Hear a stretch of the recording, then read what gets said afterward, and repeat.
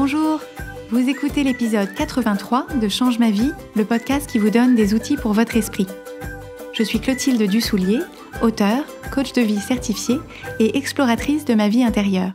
Et je partage ici les découvertes qui ont changé ma vie. Change ma vie est un podcast publié tous les jeudis et vous retrouverez les éléments et les ressources dont je parle sur le site changemavie.com.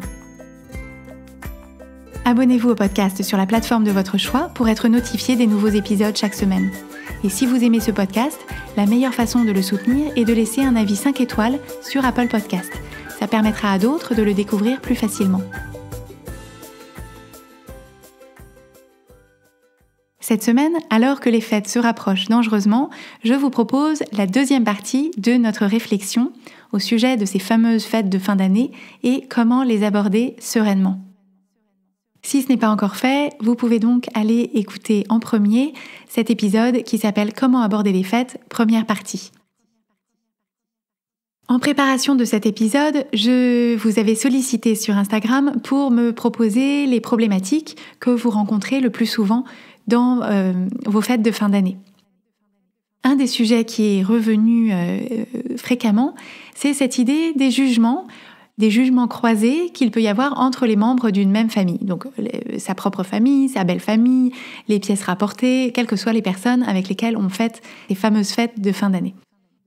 Pour ce qui est d'abord des jugements qu'on a l'impression que les membres de notre famille portent sur nous, je vous renvoie à l'épisode que je vous avais préparé qui s'appelle « Les critiques ». Cet épisode sur les critiques, vous pouvez tout à fait l'entendre et l'écouter en remplaçant critique par jugement, parce que finalement les critiques, ça n'est que la formulation verbale de ce qu'on perçoit comme un jugement. L'enseignement peut-être le plus important de cet épisode, c'est que personne ne peut vous mettre en colère, vous vexer ou vous offenser sans votre consentement. L'image que j'avais prise dans cet épisode sur les critiques, c'était que les critiques ou les jugements sont comme un marteau que quelqu'un voudrait utiliser pour vous taper sur la tête. Mais pour que le marteau vous tape sur la tête, pour que la critique ou le jugement vous heurte, il faudrait que vous acceptiez de prendre le marteau et de vous taper sur la tête avec. C'est toujours quelque chose sur lequel vous avez le choix et je vous accompagne dans cette réflexion dans l'épisode qui s'appelle « Les critiques », que je vous recommande vivement d'écouter ou de réécouter à l'approche de ces réunions de famille.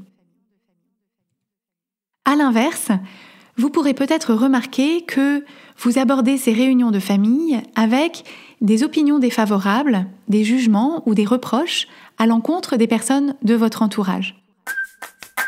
C'est important de se souvenir que ces opinions, ces reproches, ces jugements sont tous des pensées que vous choisissez d'avoir à leur sujet et c'est intéressant pour vous de vous interroger sur le résultat que créent pour vous et dans la qualité de votre relation ces opinions défavorables, ces jugements ou ces reproches. Parce que comme toutes les pensées, ces opinions défavorables, ces jugements, ces reproches sont facultatifs. Et en fait, on s'aperçoit que si on veut passer un bon moment avec les gens, si on veut favoriser une bonne qualité de relation avec les gens, se sentir bien dans la relation, s'affranchir de ces jugements, c'est toujours favorable. C'est quelque chose dont on a parlé dans un épisode qui s'appelle « Suspendre son jugement ». Et donc là aussi, je vous invite à l'écouter ou à le réécouter en pensant tout particulièrement à cette personne de votre famille que vous avez beaucoup de mal à aimer ou même à apprécier ou même à supporter. Ce dont il est important de se souvenir aussi, c'est que le conflit, l'affrontement, la dispute, la discorde, il faut être deux pour la créer. C'est-à-dire qu'une personne seule ne peut pas créer un conflit. Une personne seule ne peut pas créer un affrontement, une dispute, ne peut pas créer la discorde.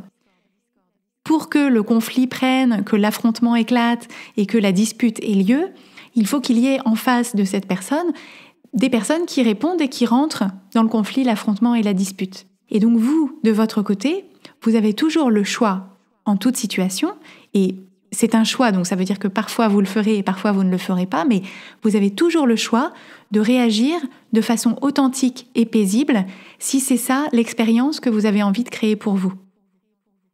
Cette idée d'aborder nos relations avec nos proches avec une intention authentique et paisible, Elle est développée dans tout un chapitre d'un livre de Wayne Dyer qui s'appelle en français « Le pouvoir de l'intention », que je vous recommande vivement. Si vous êtes à la recherche de livres pour vous accompagner pendant ces fêtes de fin d'année, si vous prenez un petit peu de temps et que vous avez envie d'en profiter pour lire, ce livre-là, je vous le recommande très chaleureusement. Un autre sujet qui est revenu souvent quand vous m'avez partagé les problématiques qui se présentaient le plus souvent pour vous, c'est cette idée de gérer les attentes des uns et des autres dans l'idée de contenter tout le monde. Donc vous m'avez dit, je voudrais que tout le monde estime qu'on a passé assez de temps chez eux, ce serait important que tout le monde s'entende bien, je tiens à ce que mon mari et ma mère ne se prennent pas le bec, je voudrais que tout le monde aime ses cadeaux. Donc cette idée que pendant les fêtes, il faudrait contenter tout le monde.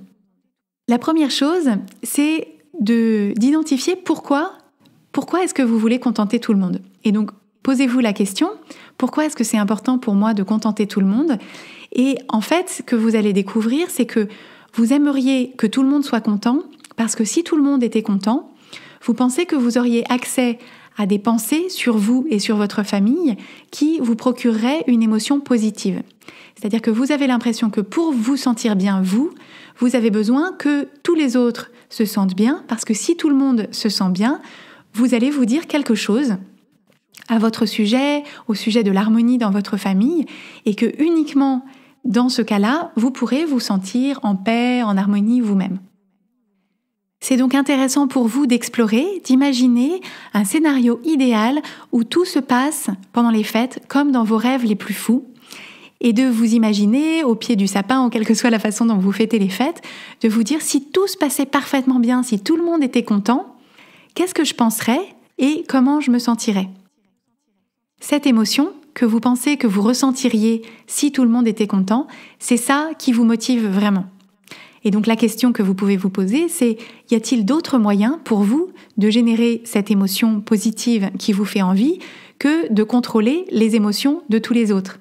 Parce que, au fond, le fond de l'affaire, c'est que l'idée de contenter tout le monde, c'est tout simplement mission impossible.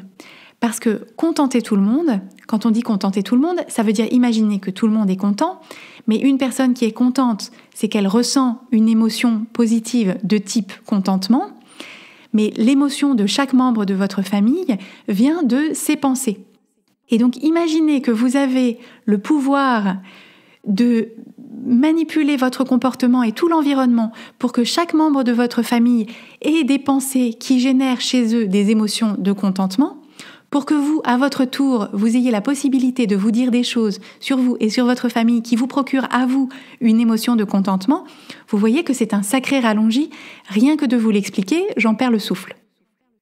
Donc je vous le rappelle, les émotions des autres ne dépendent pas de vous, mais des pensées qu'ils ont sur leurs circonstances, et vous faites partie de leurs circonstances.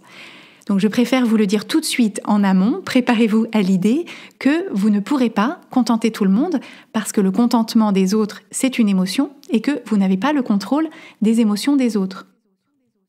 Le mieux que vous ayez à faire, le meilleur investissement de votre énergie, c'est de repartir de vous, de la personne que vous avez envie d'être en famille, de repartir des choses que vous vous proposez d'apporter aux personnes avec qui vous fêtez les fêtes de fin d'année, en sachant tout à fait que ces personnes-là vont en penser des choses qui leur appartiennent et qui sont en dehors de votre contrôle, qui n'ont rien à voir avec vous et qui leur feront ressentir certaines émotions. C'est tout le principe de l'indépendance émotionnelle, votre indépendance émotionnelle et l'indépendance émotionnelle de tous les membres de votre famille.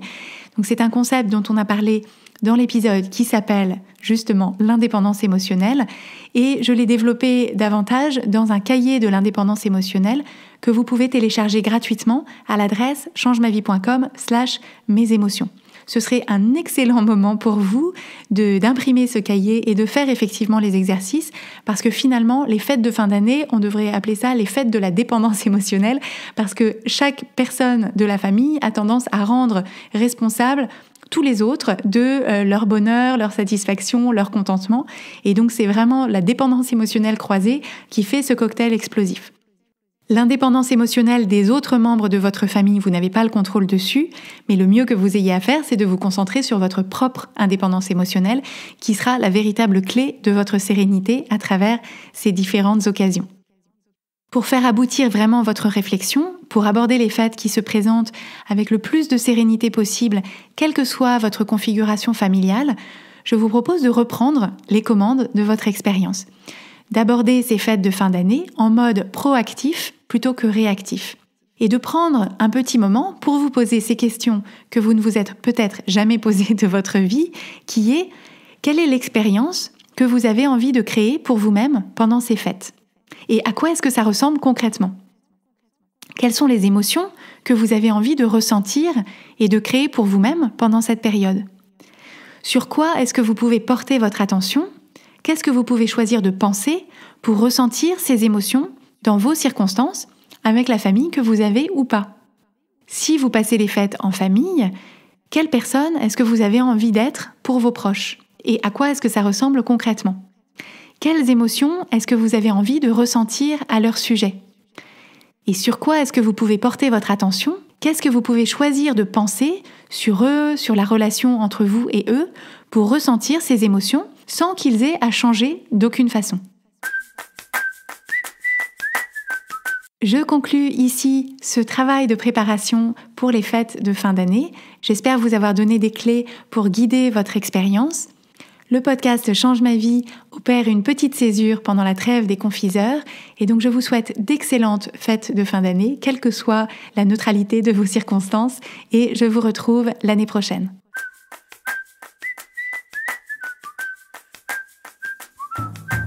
Si vous aimez Change ma vie, vous allez adorer Change ma vie mode d'emploi. Change ma vie mode d'emploi, c'est le programme de coaching qui va vous donner des ailes pour atteindre tous vos objectifs de vie. Grâce à notre méthodologie unique, nous allons vous guider pas à pas pour développer la vision riche et vivante de ce que vous voulez. Nous allons vous aider à trouver la clarté sur la façon la plus simple et la plus directe de l'obtenir, et nous allons vous apprendre à soutenir votre élan tout du long en surmontant les obstacles avec confiance pour vous sentir avancer tous les jours vers la vie à laquelle vous aspirez. Si vous écoutez Change ma vie, c'est que vous savez que vous avez une vie extraordinaire à vivre. Une vie qui a du sens et un impact, et c'est notre mission et notre passion de vous y aider. Je vous donne donc rendez-vous dès aujourd'hui sur changemavie.com/coaching pour avoir toutes les informations.